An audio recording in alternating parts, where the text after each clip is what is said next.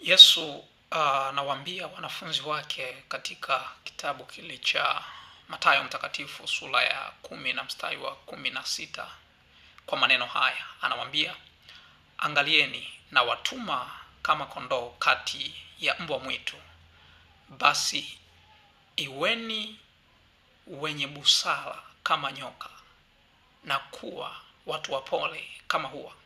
Sasa Yesu anawaambia wanafunzi maneno haya wakati akiwatuma kuwaendea mataifa kwa kazi ya kuihubiri Injili.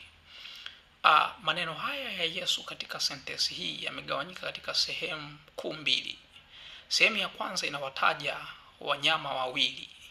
Kwanza inatangulia kumtaja kondoo na inafuata kumtaja mbwa mwitu.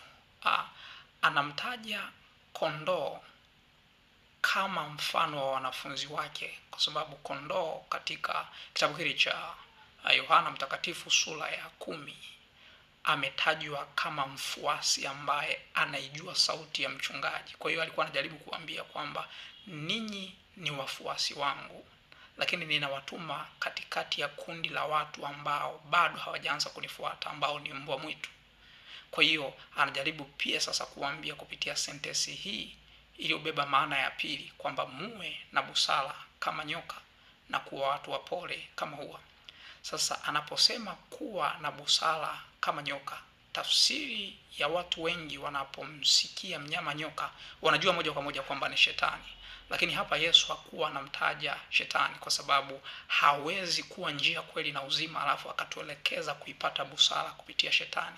Lakini alikuwa akijitaja yeye mwenyewe kwa sababu pia yeye ni nyoka wa shaba aliyeinuliwa kule jangwani. Kwa lugha nyepesi alikuwa anajaribu kuambia, mnapowafuata hao watu ambao bado hawajaanza kunitafuta mimi kwa Bwana na Mwokozi wa maisha yao, basi enendeni na busara ile ambayo inapatikana kwangu na nini nimejifunza kupitia mimi. Lakini anajaribu kuambia kwamba muwe wapole.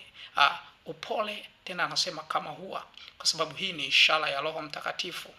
Kwa hiyo anajaribu kuambia kwamba hata mtakapopelekwa huko mabarazani, basi msifikiri nini mtakachoongea, kwa sababu saa ile ile mtapewa nini cha kuongea. Na hii ni kazi ya Roho Mtakatifu kutufundisha nini tutakachoongea pale tunapokuwa tupo katikati ya maswali na tumepelekwa katika vikao vya wale watu ambao ni wa duniani, wanapotafuta uhakika wa nini tunachokifanya juu ya Kristo Yesu. Kwa hiyo Yesu aliongea maneno haya kwa mifano, lakini mifano hii ilikuwa inalenga kuwajenga wanafunzi wake kupitia msingi wake yeye mwenyewe, Bwana Yesu.